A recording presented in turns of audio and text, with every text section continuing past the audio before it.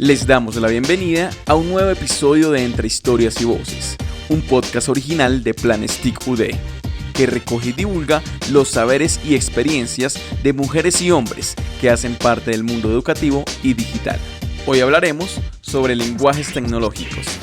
Hola a todos, bienvenidos a este nuevo episodio de Entre Historias y Voces de la Universidad Distrital Francisco José de Caldas. Y como siempre, hoy tenemos un invitado muy especial. Tenemos al profe Andrés. Profe, bienvenido, ¿cómo está? Bien, muchas gracias por la invitación, Ander. No, a usted por estar aquí, por compartir también este conocimiento. Hoy vamos a hablar sobre lenguajes tecnológicos, así que a todos ustedes bienvenidos a este nuevo episodio. Y bueno, profe, cuéntenos un poquito sobre usted, qué hace aquí en la universidad. Bueno, yo trabajo en la Facultad de Ciencia y Educación. Trabajo en nivel de pregrado, estoy con la licenciatura en Educación Artística, donde trabajo en el área de contexto. Digamos que mi trabajo es poner en diálogo los lenguajes artísticos con las ciencias humanas. A nivel de posgrados estoy en la misma facultad, estoy en la maestría en investigación social interdisciplinaria, donde trabajamos el tema de la investigación social desde los lenguajes, la comunicación y la cultura, y en la maestría en desarrollo humano, donde estamos en el área con la especialización en desarrollo humano, desde las áreas pedagógicas para el desarrollo humano, y en este caso el diálogo entre esos lenguajes y el desarrollo humano. Profe, bueno, vamos a entrar un poquito en materia. Y ¿qué fue esto que te motivó a decir, bueno, vamos a empezar a trabajar en esa parte del lenguaje, de comunicación? ¿Cuál fue ese momento como que partió la historia de decir, bueno, vamos a trabajar en esto? Bueno, hay dos momentos muy especiales. El primero fue mi trabajo desde la semiótica. El proceso del desarrollo de la semiótica, tanto del territorio como de los lenguajes culturales, me llevó a trabajar con la maestría en investigación social en la línea de lenguajes, comunicación y cultura, donde empezamos a explorar unas relaciones que se están tejiendo entre las nuevas formas de producción de sujetos. Por ejemplo, el tema de los influencers, el tema de las comunidades de opinión, el tema de los mundos digitales, las brechas digitales que también hay. Y entonces esa relación de la comunicación en la cultura empiezan a pasar por esos filtros que tienen los lenguajes y las diferentes formas. Entonces esa fue una primera entrada que me permitió empezar a mirar el problema de investigación. Y otro punto pues también que es muy clave es en el momento en que estoy haciendo mis estudios doctorales, entro a un campo que es el campo de la producción de la imagen y de la marca, cómo la marca transformaba la ciudad. Entonces precisamente la marca y la publicidad en su alianza se valen de muchos de estos lenguajes tecnológicos con los cuales la gente vive a diario, inclusive los incorporan de manera inconsciente. Entonces estos dos momentos de mi vida académica y personal pues me permitieron entrar a esos procesos de investigación prácticamente hace ya unos 15 años. Bueno, profe, en tu opinión, ¿cómo esa parte del lenguaje ha cambiado desde hace un tiempo a la actualidad y cómo ha impactado la sociedad? Hay una transformación clave y es con la aparición de nuevas formas de comunicarse, y estas tienen que ver mucho con las diferentes plataformas que han surgido.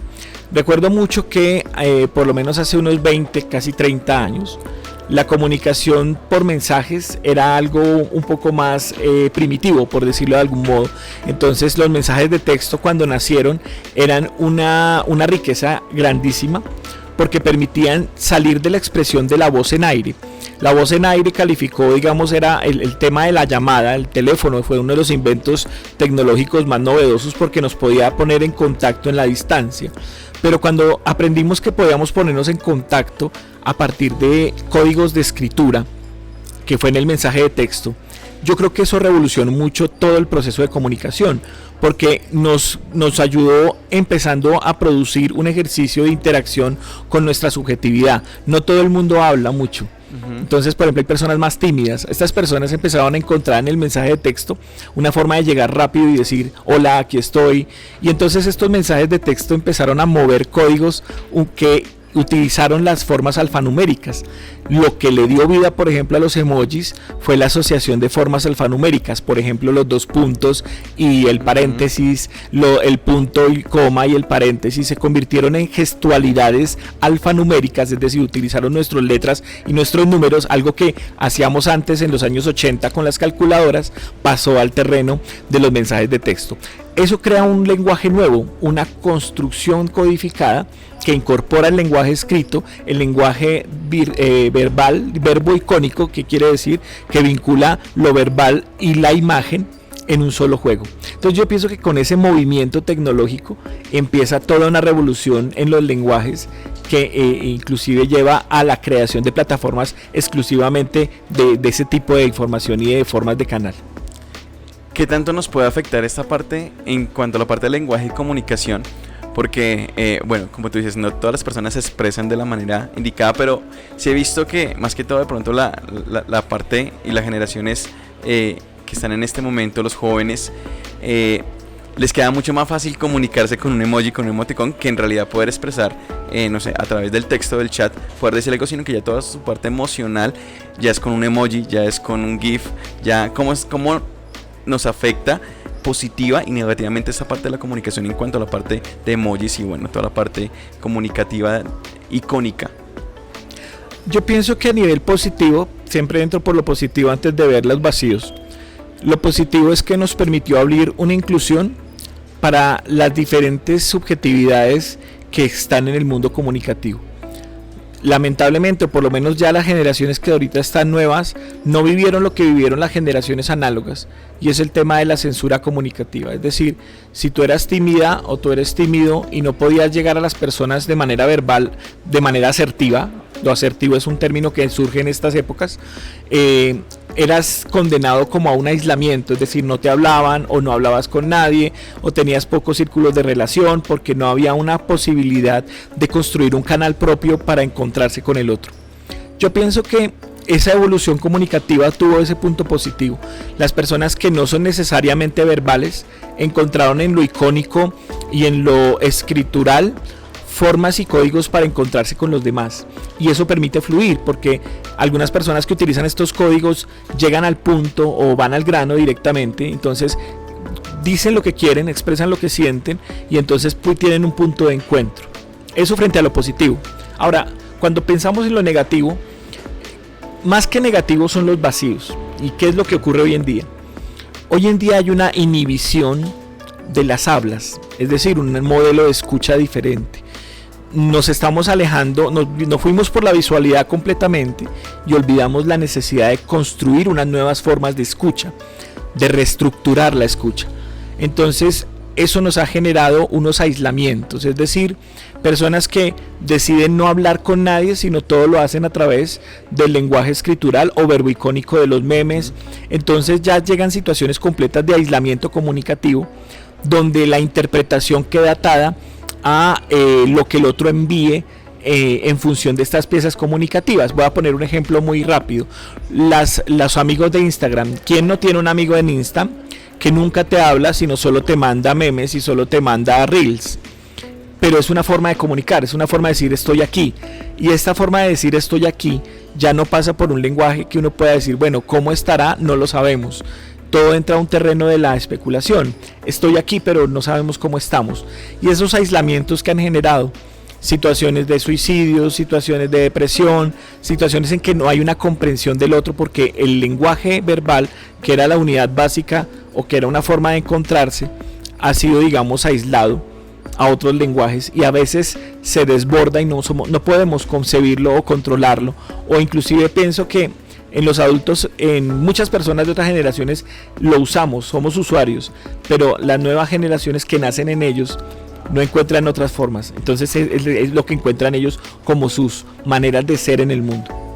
Porque algo que siempre he pensado es que a veces es muy difícil interpretar un emoji, ¿no? O interpretar muchas veces a un mismo texto, ¿no? Porque tú lo puedes escribir, pero de pronto la otra persona dice, lo está escribiendo como de mala gana. Entonces a veces la interpretación de ese tipo de emojis o de textos de pronto no se pueden interpretar de la misma manera que la persona lo está queriendo decir. ¿Cómo nos ha afectado esto en esta parte comunicativa, en poder interpretar lo que significa para ti un emoji que signifique lo mismo para mí, ¿sí? O de acuerdo a la conversación que estamos teniendo, que ese emoji signifique lo mismo para los dos? ¿Qué tanto eso nos ha afectado en la manera de comunicarnos y en la parte del lenguaje de uno hacia el otro? Uno de los principales puntos de afectación es que la interpretación siempre ha sido libre. como la interpretación es libre, estas codificaciones han planteado unas nuevas normas de entendimiento comunicativo. Es decir, antiguamente mandábamos una carita feliz y una carita feliz significaba está bien. Pero la evolución dentro de los mismos emojis ha hecho que incluso haya una cara feliz invertida, hayan caras felices que están sonrojadas, caras felices que tienen ciertas características que uno dice, aquí pasa algo más que simplemente estamos bien. Y eso figura o construye una nueva transposición del lenguaje. ¿En qué sentido? En que ahora tenemos que jugar a interpretar unas señas ambiguas y que están construidas para ser ambiguas. Por ejemplo, cuando estás construyendo un mensaje de texto hoy en día, puedes usar corazones. Antiguamente corazón simplemente era me gusta o como amorosamente me gusta, ¿no? Pero ahora hay corazones de cada color. Entonces tienes que empezar a abrir una nueva interpretación de una gama cromática de corazones. Si me envían un corazón negro, ¿qué me están diciendo? Si me envían un corazón azul, no es lo mismo que un corazón rojo. O si tú reaccionas a todo con un corazón rojo, inclusive va a empezar a marcar una relación también etaria. Es que los que somos más viejos no sabemos y mandamos corazones a todo y resulta que el corazón rojo no se le manda todo. Hay otra clase de corazones. Entonces hay unas derivas que empiezan a jugar con esas transposiciones. Es decir, el juego interpretativo que tenemos en el día a día, que uno diría como así, uno hace interpretación a toda hora, prácticamente a toda hora lo hace. Empieza a tener una serie de condicionantes a través de esas formas de lenguaje. Esos condicionantes son los que a veces llevan a lo que en los estudios clásicos de los actos de habla llamamos infortunios comunicativos. Y es algo muy común y se está dando mucho hoy en día, y es las personas no se entienden y entienden lo que no es. Entonces, cuando no entendemos lo que no es, nos frustramos y esa frustración genera unos sentimientos negativos que llevan a fricciones sociales. El infortunio comunicativo, que estudiaba hace mucho tiempo John Austin, un lingüista inglés, hoy en día se convierte en una cuestión clave, y es que ese infortunio comunicativo que antes estaba expresado en el lenguaje y sus formas y sus reglas gramaticales ha tenido que pasar a otros planos que ya van mucho más allá del lenguaje gramatical, y es a una especie de gramáticas visuales, inclusive gramáticas emotivas, porque cuando yo te envío a ti un gift, el gift se caracteriza por el movimiento. Entonces el movimiento me va a expresar una performance y entonces eso complejiza más el nivel de infortunio. Si yo te envío un GIF donde están bailando, por ejemplo, dos hombres cogidos de la mano, ¿qué es lo que yo te quiero decir a ti con ese GIF? Puede que yo te esté insinuando cosas sobre tu sexualidad o no, simplemente el GIF funciona como para hacerte reír. Entonces hay esa ambigüedad que genera esos infortunios y que todo depende otra vez de la interpretación de los hablantes y de los que comunican. Sí. ¿Cómo hacer para que esa barrera entre, se puede decir que entre generaciones, porque a final de cuentas nos estamos comunicando personas de diferentes generaciones, cómo romper esas barreras para que haya un lenguaje comprensivo y asertivo a la hora que yo esté hablando con una persona que no tenga tal vez toda esa información de la gama de colores de las cosas, de qué es lo que significa, pero que muchas personas las pueden estar usando de la manera incorrecta? ¿Cómo romper esas barreras para que de alguna otra manera nos podamos alinear y podamos tener una comunicación un poco más asertiva en la parte del lenguaje del uno hacia el otro? Yo pienso que lo principal que debemos atender en este momento como sociedad de comunicación, es la estructuración y la validez de la escucha. Cuando nosotros aprendemos a escuchar al interlocutor en el momento en que lo conocemos, tenemos el poder de adaptarnos. Es decir, no es lo mismo cuando hablamos con nuestros abuelos, cuando hablamos con nuestros padres, con estas tecnologías, pero la medida en que nosotros tenemos la capacidad de escuchar al otro y entender cómo codifica o cómo cifra sus lenguajes, podemos llegar a adaptarnos, a lanzar lazos comprensivos. Porque algo de lo que he visto últimamente es eso, precisamente estas brechas etarias o estas brechas culturales o estas brechas incluso en términos de género y que incluso llevan a violencias de género, tienen que ver con las incapacidades de la escucha.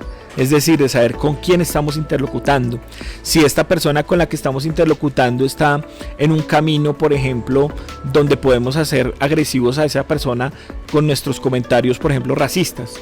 Entonces uno tiene que entrar a tener una escucha más abierta para saber con quién está hablando, para poder modular.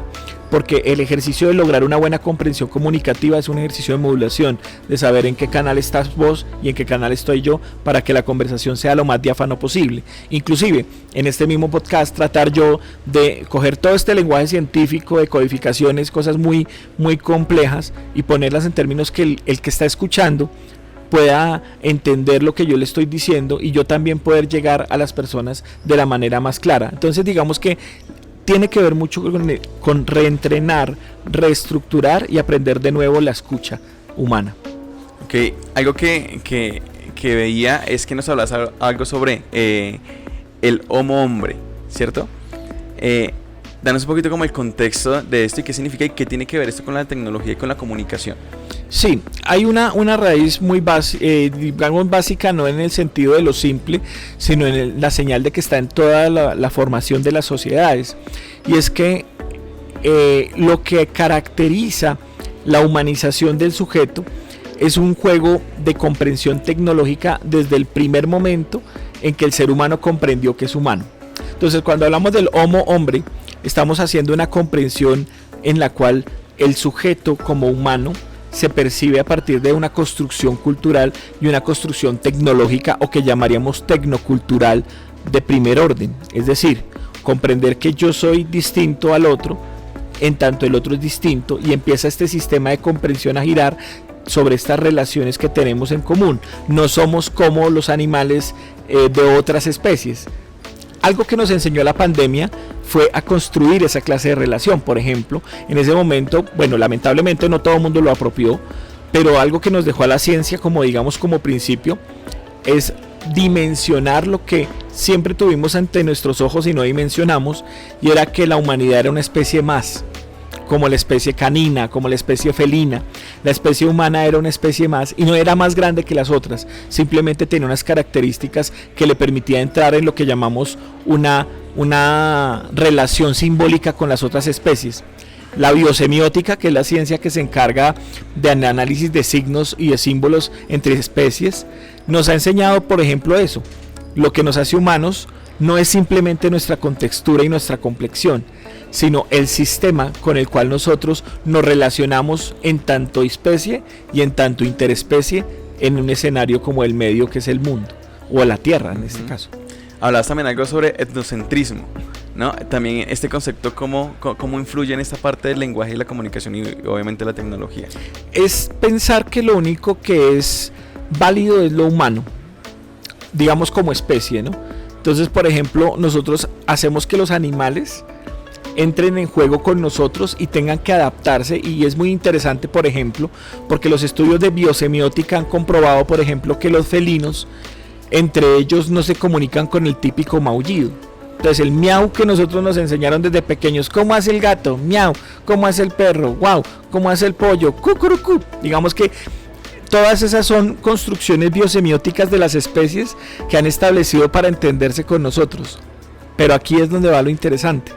Nosotros somos tan etnocéntricos que no hemos sido capaces de construir códigos de comunicación con ellos. Siempre esperamos como especie que toda especie se adapte a nosotros, y nosotros no construimos una adaptación.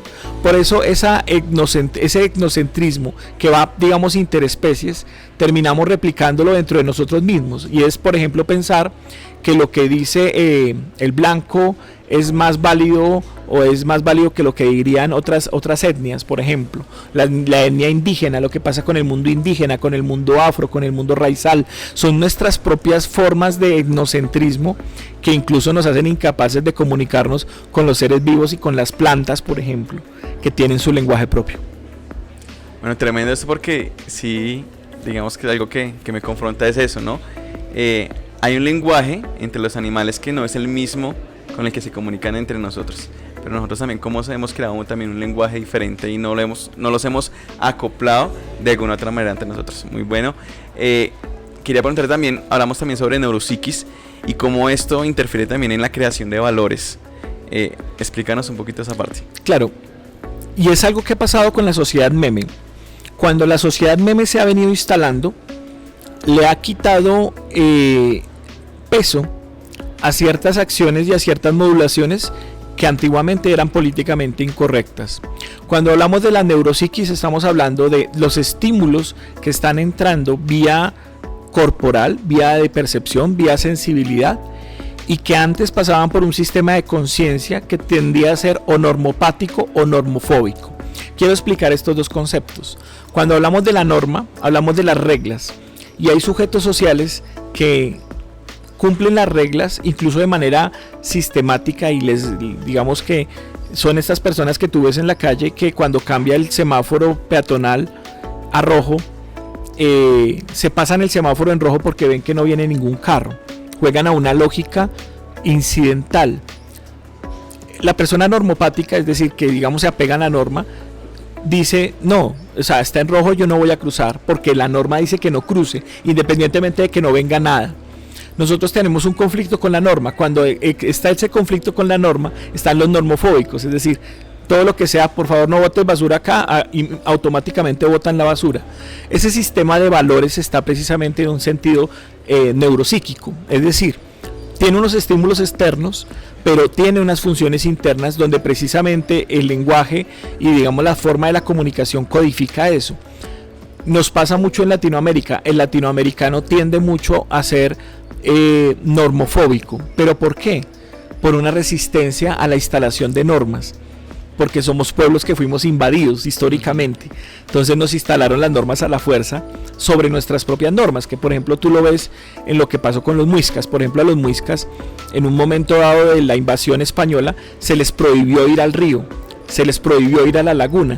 Entonces cuando tú tienes un sistema ancestral que te dice que el agua es la vida, que tú tienes que ir a darle gracias, y tú vives con ella, y que alguien que te invade y te somete a la fuerza te diga no, la norma es que usted no puede ir allá, tú te conviertes en un sistema cultural que ahí sigue usando mucho de la genética lingüística. Ahí Chomsky plantea que muchas cosas que se traen de atrás genéticamente empiezan a pervivir. Entonces hay una resistencia a la norma prácticamente que se estimula con la sensorialidad, pero entonces esa neuropsiquis es clave ahí, porque es como esas normas se establecen a partir de los estímulos que están afuera. Qué tan bueno es ese paralelo, ¿no? De pronto el ejemplo que hacías, la norma dice que no me voy a cruzar el semáforo cuando está en rojo, pero si no viene nadie, pues lo más normal es que yo podría hacerlo. Que creo que en todo se debe tener como un equilibrio, porque pues tampoco es ni al extremo ni tampoco a tanto libertinaje, pero cómo hacer que esta parte de la comunicación pueda tener un equilibrio pues en lo posible, no tanto en cada cultura, sino en cada sociedad que también tiene una manera muy diferente de pensar. Cómo hacer para que este tipo de lenguaje sea más asertivo y poder decir, bueno, hay cosas que yo puedo, no sé si como lo que decías ahorita, infringir la norma, o cómo lo veo yo de manera en mi mente, pero cómo puedo tener un equilibrio, o cómo podemos llevar a que mediante el lenguaje las personas puedan tener un equilibrio y puedan ser un poco, no sé, digo yo, más permisivas en algunos casos que valdría la pena hacerlo. Yo creo que lo que nos ha faltado mucho, y a propósito de un tema de debate que ha estado en la Universidad Distrital, pero también en otras universidades, es el tema de nuestra formación en humanidades. Cuando las formaciones técnicas carecen de las formaciones en humanidades, no nos damos la oportunidad de darnos el espacio para un debate ético de la comunicación. La construcción ética de la comunicación significa eso: tener la capacidad de construir una serie de relaciones justas, tanto con el medio como con nosotros mismos, que nos permita a nosotros regular nuestros lenguajes con el respeto que merece, pero el respeto no en términos del temor, ni de la autoridad, ni de la imposición, sino el respeto en términos de reconocer lo distinto del otro y construir con el otro un lenguaje común. Entonces, esa ética de la comunicación yo creo que es una gran deuda que tenemos. Lo tenemos como sociedad, pero también lo tenemos como instituciones de formación. La universidad tiene, digamos, una deuda con la sociedad, y es construir esas normas éticas de cara precisamente a que nosotros no seamos esclavos de nuestros propios infortunios comunicativos. Ok, hablando un poquito también de esa memoria colectiva, ¿cómo ha impactado y cómo podemos lograr que esa memoria colectiva como que nos haga un poco más unidos, ¿no? Y cómo las redes sociales han afectado precisamente este campo?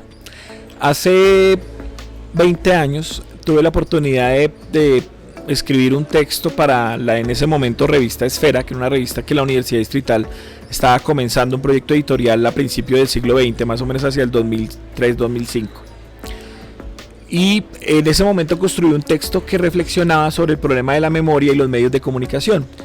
El texto se llamaba Las fábricas de olvido, ¿no? Pero el editor de la revista revisa el texto, le gusta mucho una parte donde le digo es que el problema es que a Colombia la modernidad llegó a lomo de mula. Y el texto se llama La modernidad a lomo de mula, por esa frase que es tan impactante. Y esa metáfora de cómo llega la modernidad a lomo de mula nos cuenta parte de la memoria colectiva, porque hay una relación con qué es lo que debemos recordar como sociedad. Entonces, ¿qué es lo que nos hace socialmente y qué es lo que nos hace significar socialmente? Yo pienso que las redes sociales han jugado un papel súper importante, inclusive la red social Facebook, que nuestros jóvenes dicen que ya es de viejos, ¿cierto? Que no, los jóvenes utilizan otras redes. La red social Facebook entró a revolucionar unos modelos de memoria que existían antes, como los álbumes, por ejemplo. El álbum de fotografía fue reemplazado por la red social. O sea, la gente ya no tiene tanto álbum, inclusive pierde muchas fotografías, primero porque una fotografía ya es muy fácil hoy en día. Entonces antes sí tenías que revelar el rollo de 36, de 12, de 24 fotografías. Tenías que tener el dinero para revelar el rollo, comprar el rollo, la cámara, las pilas de la cámara. Era todo un ritual tecnológico para poder sacar una imagen. Entonces no te dabas el gusto de tomar 10 tomas de la misma para saber cuál es la mejor toma, cosa que se hace hoy en día, sino tenías solo 24 fotos, es decir, o tomas la que es o es. Y esto conformaba los álbumes. Las redes sociales crean nuevas formas de memoria colectiva, pero es una memoria colectiva que pasa por la corrección todo el tiempo, por la perfección del encuadre, y se pierde el sentido humano de lo imperfecto, que es lo que le da mucho sentido a la vida. Entonces, porque nosotros, y hay un escritor francés que se llama Georges Perec, plantea que nosotros vivimos en pos de lo extraordinario, ¿no? Las cosas que nos causan novedad, pero se nos olvida que la vida es lo que vivimos entre cada cosa de esas. Entonces, cuando llegan las redes sociales y, por ejemplo, el Instagram, nos hace que la gente le tome fotografías desde el desayuno al almuerzo, a la comida y las onces, se pierde el sentido de por qué la comida era tan importante, o por qué la comida es sagrada, por qué la gente se tomaba fotos en un paseo de olla, porque entonces todo se vuelve fotografiable. Entonces las redes sociales empiezan a ver esa explosión de imágenes que inclusive es contaminante. Esos servidores de Silicon Valley allá en Estados Unidos, los servidores de Google cada vez contaminan más, están matando la tierra, y nosotros no nos damos cuenta que cada vez que hacemos muchas grabaciones de la misma foto, no dejamos más bien una sola foto que nos capture el momento. Estamos perdiendo no solamente medio ambiente, sino la capacidad que tiene la memoria colectiva de tomar lo que más significa. Entonces se nos forma una cosa que llamamos la esquizofrenia de la memoria, porque ya todo se recuerda y a la final nada se recuerda. Porque finalmente, si no tenemos una red social que nos recuerde lo que hicimos hace 2 años, estoy seguro que muchos de nosotros no nos acordamos qué hicimos, porque hacemos tanto que al final nada empieza a quedarse. Bueno, tremendo, porque yo creo que es algo que nos afecta a todos, ¿no? La memoria que teníamos antes no es la misma de ahorita, y a veces, digamos, esto que dices, que capturamos mucho, pero al final de cuentas no nos estamos acordando de nada.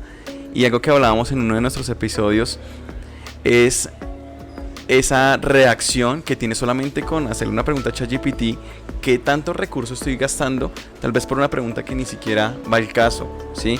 Esto que hablas también de las fotografías y de lo que del impacto que estamos teniendo, no solamente en la tecnología, sino también en el sistema y en la parte natural y en la naturaleza. Es como que tengamos un poquito más de conciencia, que no solamente lo que hagamos acá, sino que esto que estoy haciendo también tiene un impacto a nivel global y en la parte climática, y bueno, en todo lo que se mueve como en el entorno que vivimos. Hay algo que nos hablas acá, que es sobre la prolongación del cuerpo a través de la tecnología. Cuéntanos un poquito sobre este concepto. Bueno, digamos que hace ya casi 100 años, cuando se creó la teoría de la cibernética, se pensó que el problema era la circulación de los mensajes. Después nos dimos cuenta que las prótesis que creamos como humanos nos convertían en cyborgs, ¿no? Que es toda la ilusión tecnológica que vivimos a finales del siglo XX, los años 80, 70, inclusive con esa obra que escribió Dick sobre que sueñan los androides, y los androides sueñan con ovejas mecánicas, que le dio origen a Blade Runner, a la película. Entonces nos encontramos precisamente con esas posibilidades con las cuales lo humano se ha extendido. También olvidamos que lo humano siempre se ha extendido, desde el primer gesto, en el momento en que por ejemplo, dejamos de comer con las manos y comemos con la cuchara. Es una extensión de nosotros, es decir, ya no utilizamos las manos para comer, sino utilizamos el cubierto. Hay una sofisticación del gesto humano. Entonces, cuando lo ponemos en términos de esa sofisticación básica y pasamos a la sofisticación digital, por ejemplo, el ChatGPT, la inteligencia artificial, se convierte en una extensión de nosotros mismos, pero es una extensión cognitiva y es una extensión de comprensión del mundo. Entonces, cada vez hay más jóvenes que le preguntan al final del día al ChatGPT, como se le preguntaría a un amigo, ¿por qué me siento mal? Y el ChatGPT le dice, no sé, enumera lo que hiciste en el día. Pasó esto y pasó esto, y al final del día el ChatGPT le dice, ánimo, mañana será un día mejor, porque tiene grabada la respuesta que te puede aliviar, la respuesta dopamina. Entonces ahí es muy interesante porque esa extensión ya no solamente pasó de ser la prótesis mecánica del cuerpo, sino una prótesis cognitiva, es decir, nuestras redes sociales, nuestros sistemas de interacción de comunicación se convirtieron en nuestras prótesis cognitivas para comprender el mundo y comprender a los otros. Lo que antes hacíamos, por ejemplo, con los lenguajes artísticos, como la literatura, como la música. Antes, si queríamos preguntarnos qué sentía una mujer que nos atraía, nos íbamos a la música y buscábamos en las canciones la letra más adecuada. Por eso es que la música para planchar fue tan famosa, porque la gente en la música para planchar buscaba una respuesta de sus historias, saber que lo que me pasó a mí también te pasó a ti, y nos une a través de una canción. Era una forma de buscar respuestas, una forma de extensión cognitiva. Ahora la extensión cognitiva lo hace una inteligencia artificial, o lo hace un sistema de preguntas y respuestas en un quiz rápido de Facebook, ¿no? Entonces nos encontramos con todos estos dispositivos digitales, mecánicos, analógicos, que simplemente nos cuentan de cómo como seres humanos buscamos extensiones de nuestra humanidad a través de diferentes objetos. Hablando un poquito de eso, de extensiones, no me acuerdo dónde leía o veía que a ChatGPT ya no se le pregunta normal, sino se le pide el favor. Hola, buenos días, tú me puedes por favor decir o hazme por favor. Entonces ya se vuelve como algo tan personal que no lo estamos viendo como una inteligencia artificial, sino que ya se vuelve parte, como tú dices, es como al amigo que le pregunto, y es un lenguaje de comunicación un poco más personal. Entonces no sé esto qué tanto afecta, porque la parte humana obviamente siempre va a estar ahí, pero cómo se empieza a perder la percepción de que en realidad es una máquina. Y nosotros como humanos empezamos a hablar como si fuera una persona humana. ¿Qué tanto esto puede afectar a una persona que de alguna u otra manera, no sé si consciente o inconscientemente, está pensando en hacer de estas tecnologías una extensión más y como que ya forma parte de mí, o lo veo como un humano como tal? ¿Qué tanto nos afecta eso en la parte del lenguaje y del conocimiento? Es decir, en realidad no es un humano lo que está ahí. Hay una cosa muy interesante que hemos vivido siempre como sociedad, y es que el primer paso para nosotros poder responder las preguntas serias de la vida es a través de la ficción, que es una forma de jugar con ellas. Entonces, por ejemplo, frente a tu pregunta, hay una película que se llama Her, que es donde actúa Joaquín Phoenix, en que se enamora de la inteligencia artificial, ¿no? Y él vive una relación afectiva con ella, porque la imagina como persona. Y esto tiene que ver con los vacíos que tenemos como seres humanos en una sociedad cada vez más hiperconectada, pero al mismo tiempo más hiperaislada. Y es que en ese momento en que no veo que una persona de carne y hueso represente para mí la confianza, porque me puede traicionar, estos sistemas artificiales son tan leales que terminan siendo mis amigos. Inclusive, nuestros jóvenes de hoy en día están viendo en el ChatGPT un alter ego, una forma de amistad que no le va a representar una carga afectiva. Recuerden lo que plantea la economía del amor, que lo planteaban los psicólogos sociales en los años 70. Decían que nosotros las relaciones sociales las mediábamos por inversiones y gastos. Entonces, digamos, una persona nos interesaba, la invitábamos a cine. Si no nos interesa tanto, la invitamos a un café. Entonces teníamos grados internos de inversión afectiva. Entonces, ¿qué ventaja tiene el ChatGPT o estas inteligencias artificiales?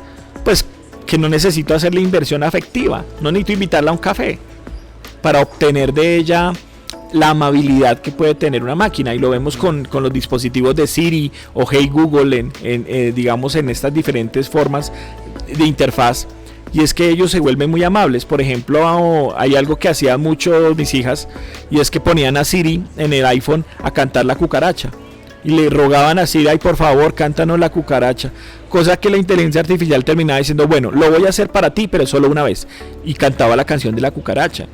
O sea, esa interacción de bueno, lo voy a hacer a ti pero por una vez, es muy humana. Los humanos somos los que decimos: voy a hacer el oso, pero solo para ti, porque te quiero, porque me caes bien. Cuando la forma artificial desarrolla esos códigos que son afectivos, entonces nosotros empezamos a sentir que podemos tener confianza en esa forma sin necesidad de una inversión afectiva. Pero la pregunta es: ¿cuál es el costo social de esas inversiones afectivas que ya no se hacen? Bueno, hablando un poquito también de las jerarquías dentro de las redes sociales. Bueno, yo creo que las jerarquías dentro de las redes sociales se ven con los poderes adquisitivos. Digamos que dentro de las grandes redes, por decirlo Instagram, por decirlo Facebook, el éxito de los influencers es ubicarse en unas categorías sociales que tienen acogida. Por ejemplo, lo vamos a ver con el fenómeno de Stewart G en la red de Instagram. Digamos, él te hace el recorrido por donde venden la arepa callejera, la empanada, y eso hace que un sector de la población se identifique con él. Pero ya hay otros influencers de comidas que llaman más gomelos, por ejemplo, que te hablan de los mejores restaurantes, de los más altos restaurantes. Entonces fíjate que hay como una especie de segmentación social ya incluso dentro de la red social, que en teoría tenía que ponernos en contacto a todos sin importar la clase social ni nada, pero ya hay unos círculos dentro de las mismas redes sociales donde el producto al mejor estilo de la clase ociosa que describía el famoso historiador Thorstein Veblen en el siglo XIX, ubica unos sectores sociales que consumen ciertos productos, ciertas marcas. Entonces el que consume el Casio, el que consume el Rolex, todos están en las redes y ya hay publicidad para ellos, ya hay influencers para ellos, lo que significa que las diferencias siguen fabricándose. Decía un filósofo de los años 60, situacionista, se llamaba Jean Baudrillard, que la publicidad y la marca son grandes industrias de la diferencia. Entonces, digamos, estas redes sociales juegan el mismo papel, ¿no? Siguen siendo industrias que construyen la diferencia y seguimos en círculos que aparentemente nos unen a todos, pero pues nos siguen separando. Pasemos un poquito a lo que es la selfie y la autorrepresentación. ¿Cómo interpretas esa selfie y esas otras maneras de autorrepresentación digital como una extensión de identidad? Yo creo que algo que ayudó a las selfies en las identidades fue al proceso de afirmación del yo. Antes no lo había. Había otra clase de afirmación del yo. El yo se desplazaba sobre identidades más moleculares, es decir, identidades que estaban más del lado de las masas y de lo que la masa representaba. Por eso la misma categoría de identidad entró en crisis a finales de siglo y a principios de ese siglo, porque ya la identidad como tal no se concibe de la misma manera cuando el yo empieza a interactuar de una manera autónoma. La selfie es la mejor manera de construir una estética de sí mismo. ¿Por qué? Porque no necesitas de nadie más para la definición, sino de lo que tú tengas como criterio para darte validez. Entonces la selfie yo creo que fue revolucionaria en ese sentido, inclusive en la sociabilidad del tacto de la imagen, porque antes tú dependías del otro que te fotografiara. Ahora, bueno, si estuviera viva Susan Sontag, que escribió ese espectacular libro sobre la fotografía, donde hablaba que el retrato era parte de la distinción social y de la construcción de nosotros, estaría sorprendida de ver cómo la selfie es una reafirmación de la identidad hacia sí mismo, pero es una identidad moldeada por lo que uno mismo quiere mostrar, ya no por lo que el otro quiere. Pero bueno, ahí hay un doble juego, ¿no? Porque es lo que yo quiero mostrar, pero también está en un sistema convencional de mostrarse. Un ejemplo clave: la gente que se toma selfies desde arriba para verse más delgada, o se toma selfies desde el piso para verse más alta, configura un sistema convencional de verse más grande, de verse más alto. dentro de un juego de autonomía del yo. Okay. Entonces ahí va la pregunta, ¿qué tanto soy yo o qué tanto soy yo adaptado a las normas nuevas del sistema comunicativo de la imagen? Y lo que hablamos ahorita, ¿no? Tengo yo claro el concepto de qué significa que me tome una selfie hacia arriba, en picado, en contrapicado. Tengo yo el conocimiento de qué es lo que estoy tratando de impartir a los demás, que también es lo que hablábamos ahorita. Hay un juego también de poder como entender qué es lo que significa cada cosa de acuerdo al proceso y la evolución de la tecnología, ¿no? Quiero hablar un poquito sobre la comunidad de opinión y emoción. Y es saber cómo crees que esas comunidades de emoción y de opinión están modelando los discursos políticos, sociopolíticos actuales. Bueno, yo creo que hoy algo importantísimo y no por hacerle promoción al posgrado donde trabajo, de la especialización en desarrollo humano y la maestría en desarrollo humano, se explora cada vez más estas relaciones. Hay una creciente construcción de lo que podríamos llamar unas comunidades emocionales, y estas comunidades emocionales y comunidades de opinión tienen algo en común, y es que más allá de la construcción de unos racionalismos de representación, se están creando unas sensibilidades de representación, que no quiere decir que no existieran, siempre existieron, pero siempre estaban canalizadas o por la razón o por la ideología. Lo que está sucediendo hoy en día, y lo ha dicho también el filósofo surcoreano Byung-Chul Han, es el tema de que se ha instalado dos condiciones claves de existencia colectiva. Uno, una psicopolítica que parte de la manipulación de las emociones y de la psiquis, pero también una infocracia que parte del dato como la obtención de la verdad. Entonces, lo que nosotros vemos hoy en día, por ejemplo, con las comunidades de opinión, es que los medios de comunicación, que en este caso en Colombia están muy concentrados, es decir, hay un medio de comunicación que maneja la imprenta, maneja la radio, maneja la televisión y maneja las redes sociales, todo en uno, emite un mensaje y siembra o instala una idea en la cabeza de la gente a partir precisamente de un acto de persuasión, y lo hace con un dato. Lo que es polémica, por ejemplo, actualmente, que es el tema de los topes de la campaña política del presidente. Eso es un tema que se ha instalado con datos. Entonces el dato se instala como un activador de emoción. Entonces las comunidades reaccionan desde la opinión a partir de lo que la emoción dice que les hace sentir: rabia, desconcierto, frustración, y esas características son las que se manipulan luego precisamente para poner nuevos presidentes, para poner nuevos senadores, para construir categorías de política a nivel macro. Entonces ahí es donde está lo interesante del tema. La comunidad de opinión nace de un ejercicio comunicativo de posicionar el dato como una verdad absoluta, y la comunidad emocional en ese momento interactúa como la posibilidad de conexión desde lo sensible, sin pasar necesariamente por la significación. ¿Qué quiere decir? No es que el otro no sea inteligente, significa que el otro ha dado todo el dato a la sensibilidad y no a la posibilidad de ponerlo en duda, que era lo que hacía la razón, ¿no? Antiguamente. Entonces eso ha transformado mucho y ha creado estas comunidades tanto emocionales como comunidades de opinión, que también terminan minando algo como la educación. Por ejemplo, la gente ya no quiere ir a la universidad porque qué mamera, porque se demora mucho, pero lamentablemente para ellos, pero afortunadamente para la universidad, una formación universitaria de tiempo y dedicación permite construir opiniones más argumentadas.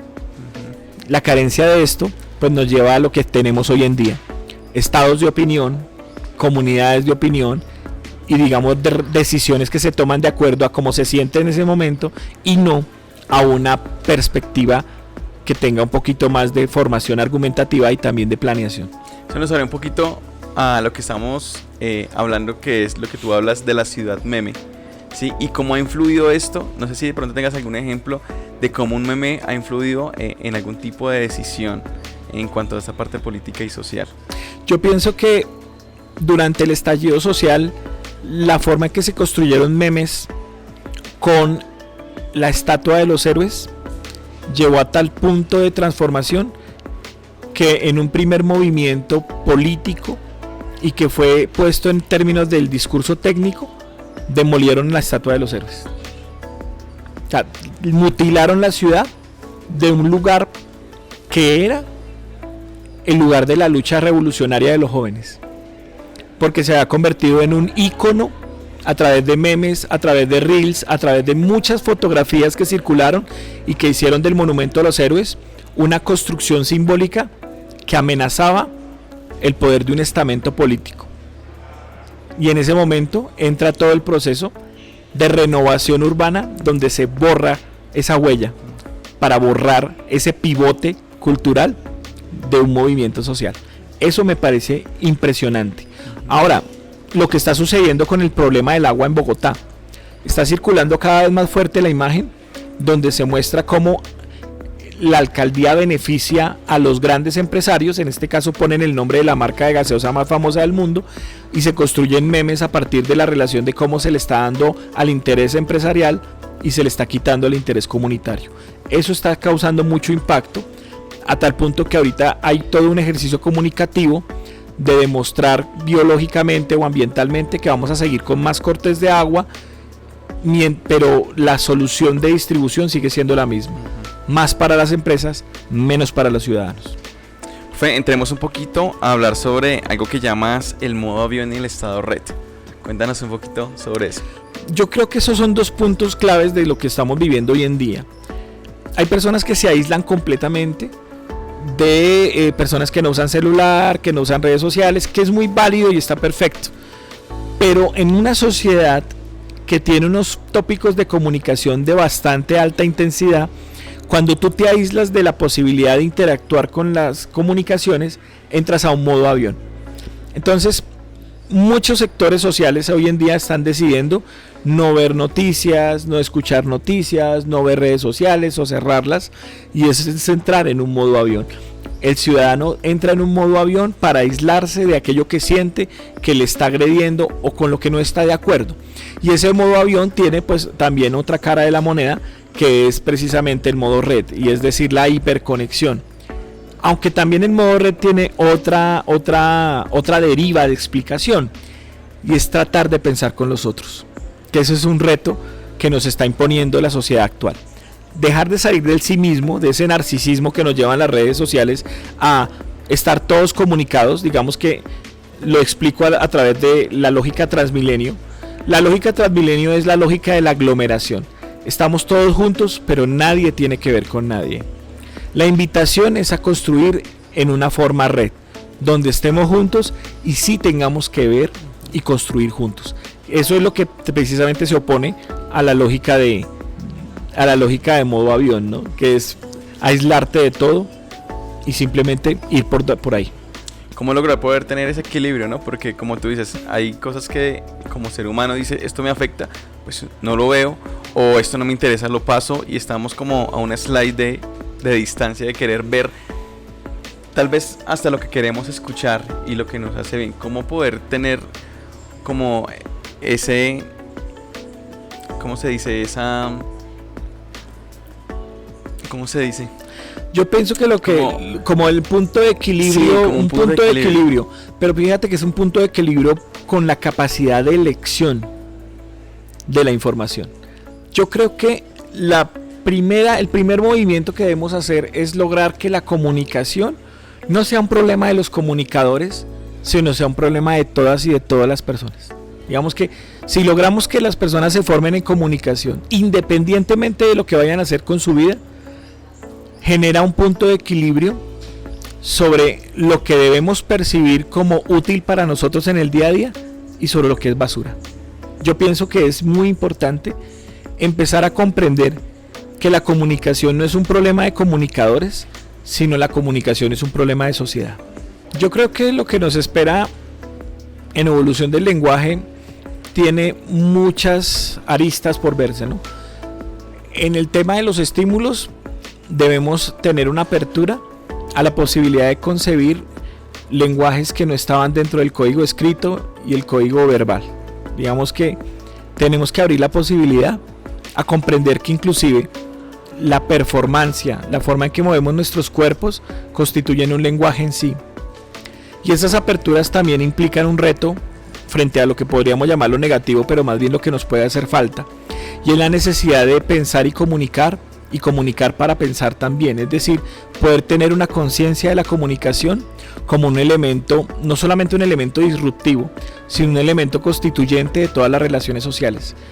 Si nosotros la apostamos a que debemos construirnos, formarnos, aprender, independientemente que sea universitaria o cotidianamente, sobre la comunicación, yo creo que podremos tener una sociedad que encare con más argumento y con más tranquilidad los nuevos procesos que vienen con la comunicación y con sus lenguajes. Y que inclusive que tengamos la oportunidad de hacer una apertura a otros lenguajes que siempre han estado ahí, pero que lamentablemente no hemos escuchado. Ahí la pregunta, ¿qué formatos o tendencias crees que tengamos dentro de unos años en cuanto a la comunicación? Yo creo que, pensando en lo sensible, digamos, estamos teniendo ahorita unos formatos que tienen que ver mucho con lo audiovisual integrado. Digamos, ya no se dice solamente que se haga sonido, que se haga visualidad, sino hay formas integradas de visualidad y sonido. Yo creo que lo que viene para nosotros va a ser un reto, en el sentido en que van a haber construcciones comunicativas que nos van a permitir inclusive construir desde lo olfativo, desde lo digital contextual, digamos, cosas que nos toquen, nos atraviesen y nos permitan percibir. Yo creo que eso es lo que viene ahorita y vamos dando pasos, cuando menos nos demos cuenta va a haber un amplio abanico de posibilidades de diversidad comunicativa que vamos a tener que atender desde la comprensión y después desde la acción.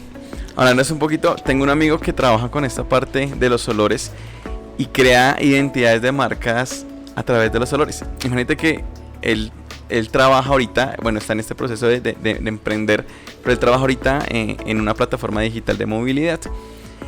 Y cuando nos pusimos el casco de él, olía totalmente diferente. Entonces ahí fue como, ven y cuéntanos por qué. Entonces nos comentó todo el proceso que había detrás de esta parte olfativa y de identidad de marca de una empresa. Y está arrancando con esto, que yo creo que es algo que en la parte visual y auditiva nos tenemos que enfrentar más adelante a este tipo de cosas que ya están avanzando, que de alguna otra manera algunas personas no tienen conocimiento, pero que tendremos que llegar al momento donde, como dices, tendremos un abanico de posibilidades y de poder unir todo eso y llevar una comunicación totalmente diferente. Claro, es que el tema del régimen olfativo siempre estuvo, pero nosotros no le hicimos conciencia. Estábamos conscientes de los olores que nos gustaban y nos disgustaban, pero hoy en día estamos construyendo paisajes de olor. Es decir, hay paisajes visuales, paisajes sonoros, paisajes auditivos, pero hay paisajes de olor. Es decir, ¿qué olores son los que nos construyen identidades? Y por ejemplo, como maestro, yo puedo decir que hay olores en la escuela que dicen, huele a salón de clases, por ejemplo, y construye una identidad de olor.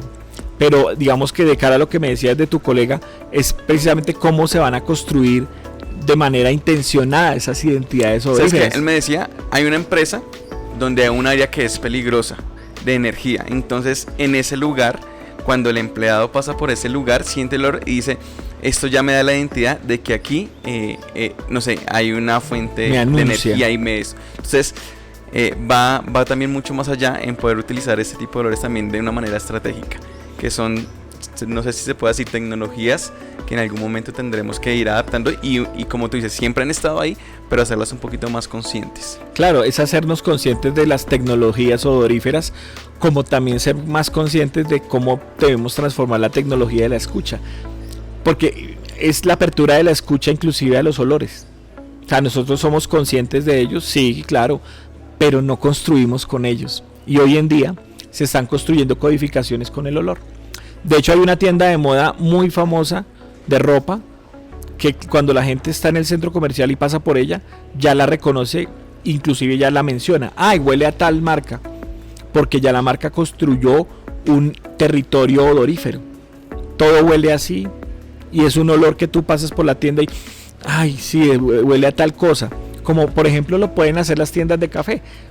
Es automático que para, por ejemplo, un país como Colombia, que tiene una construcción odorífera muy hacia el café, cuando un colombiano pasa en cualquier parte del mundo por una tienda donde trabajan con café, increíblemente se siente identificado, siente que por un momento se transportó a su lugar de origen, que es Colombia, o es el lugar cafetero de origen, y ahí hay una marca odorífera que de pronto ya explotarán las marcas de café colombiano, pero que ya está instalada, por ejemplo, en nosotros.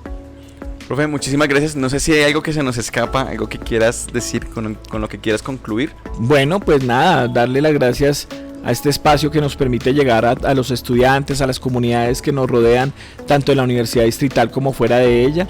Invitarnos a pensar la tecnología no solamente desde los aparatos que nos permiten llegar a ustedes o que tenemos en manipulación en el día a día, sino comprender que la tecnología es un gesto tan humano como el principio de los tiempos en el que logramos construir utensilios para sobrevivir. Entonces la tecnología está en nosotros y de nosotros depende transformarla, no sentirle miedo como muchas veces pasa. Bueno, Andrés, muchas gracias por estar en este espacio de Entre Historias y Voces de la Universidad Distrital. A todos ustedes, gracias por estar conectados con nosotros. Nos vemos en un próximo episodio de Entre Historias y Voces.